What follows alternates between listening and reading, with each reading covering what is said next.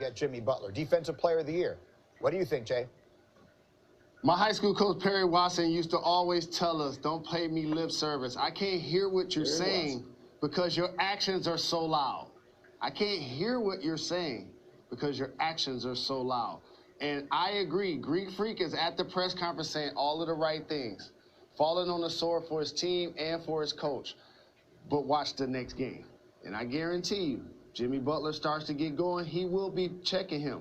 We can't come on television, and me in particular, somebody that voted for the Greek Freak last year to win Defensive Player of the Year. I voted for Anthony Davis to win it this year, but say he played 5 positions, and then all of a sudden the guy on the other team get 40 points and a career high in the playoffs, and he don't go try to shut it down. I anticipate moving forward that that's going to happen if Jimmy Butler gets going. But, Jalen, the question is, should he have done that? It's one thing for the coach to make that decision after game 1. Should Giannis have been in there saying, guys, I'm going to get him. I don't care what the coach says. I don't care what anybody says. I'm going to go shut down Jimmy Butler. So here's what happens when you got these superstars like Vince Carter. You can get a ball too late. Remember we talked about James Harden earlier? Vince had this look in his eye where he'll come push you out the way. He'll palm the ball on one hand, and he'll do like this, put on his hip, and you know he's about to go to work. The same thing with Giannis, right? Defense. Want to do. Go ahead, Vince. That's not what I'm saying. What I'm saying is when I need a stop with his length, his athletic ability, and the Defensive Player of the Year, if we're going to lose because our best defender was guarding the hottest player on the court at that moment. If I'm the coach, that's what I'm saying. I say, hey, I got it. I got you. But a coach's dream is to come in the huddle at the end of a game and your star player or your best defender or your Defensive Player of the Year says, scrap all that. I got him. Because I tell you what, if the situation was flipped around, Giannis has 40 points. Jimmy Butler walks into that huddle and says, I got him. Y'all pack the paint. Lopez, make sure you there, but I got him. I'm sending them to you. Vince, let me tell you how it's going to play out. You're going to need that stop at the end of the game, right? You're going to put Giannis on Jimmy Butler. Giannis is going to use his length. Jimmy Butler's going to rise up to shoot, and he's going to miss. And then Bam Adebayo is going to dunk the rebound because there's no one in the paint because Giannis is too far from the hoop. That's how it's going to play out. Lopez? Jalen, what do you think? Because Kendrick said the same thing that Vince Carter is saying. He's saying that he told the story earlier, Kendrick told the story earlier, that Kevin Garnett, when he was Defensive Player of the Year in a playoff game against LeBron, when LeBron is going off, Kevin Garnett went in the huddle and said, Doc, forget everything else. I got LeBron. And that's what he wanted Giannis to do. But he also played with 2 other Hall of Famers. I saw Paul Pierce in a lot of that footage and Ray Allen in a lot of that footage and Tony Allen in a lot of that footage as well.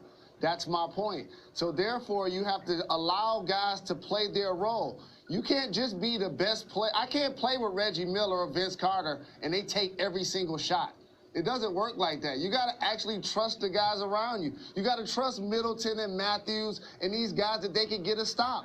And when you see after game 1 that they weren't able to do it, now you make an adjustment. You can't do the whole knee-jerk thing and now all of a sudden the guy make a couple of shots and you scrap everything that you've done all year. I want the best player to feel like I want the challenge at all time. Absolutely. But at the same time, it was only game 1. I'm not going to pile on Giannis just yet about it. Vince. Yeah, we're not piling on him, but I'm just saying, right now you want the advantage. You're the #1 team. Your goal is to win a championship. So I think winning game 1 sets the bar and precedent of what you're trying to accomplish. So when my team needs it, we're going to look at our superstar. That's just how it is. You know that because the same thing with Giannis, right? Defensively. In our minds, they're paying other people to play guard, right? Where's Wesley Matthews? Where's Middleton? Where's Hill? But who's the Defensive Player of the Year? Giannis. What better situation than to have the Defensive Player of the Year on your team to go get you a stop? That's all I'm saying. Jacoby, why are you calling a 20? Pay whoever you want to pay. Jalen, Vince, between the two of you, you have about 450 years of experience in the NBA. Between the two of you, you've played for every single team in the NBA. But I have to respectfully disagree with you here. Look at these numbers. The Bucks have the best defense in the NBA. Do you know why? Because they pack the paint. They're the best defensive rebounders. They have the third most blocks in the league. They give up the least amount of points in the paint because they bring Giannis into the paint, they bring Lopez into the paint, they let you shoot threes. Just because Jimmy Butler hit a couple threes, who's not a great three-point shooter, by the way, they're not going to completely just throw out their defensive philosophy because in game one, Jimmy Butler hit a couple threes. You might see him switch on to him, but you want Giannis and Lopez in the paint.